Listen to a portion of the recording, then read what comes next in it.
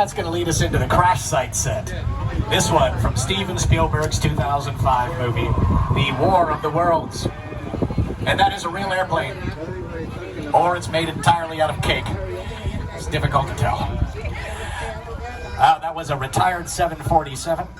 They bought it and then chopped it into pieces just to film this one scene in this movie. I'll play that scene on your screen and you'll hear more about it from Steven Spielberg and production designer Rick Carter. The airplane crash site set is a perfect example of a set that is all designed around the vision that Steven had. You forget to sit down to talk about the War of the World. I thought, what if the 747 goes down right in a big neighborhood? Because it's just something you don't see. You're doing good. You're doing good. Keep your eyes on me. That's right. Now listen, I want you to close your eyes, okay? Got them closed?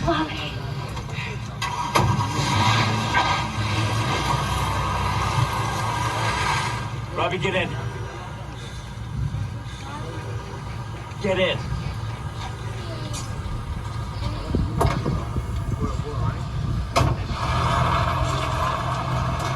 So you can see all that stuff looked really good on screen, and it's all real stuff.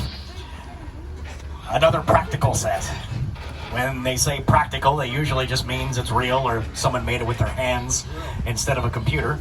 If you want to watch the full version, click this video on the left, or want to watch a video that recommend for you, click this video on the right. Finally, thank you for watching and see you later.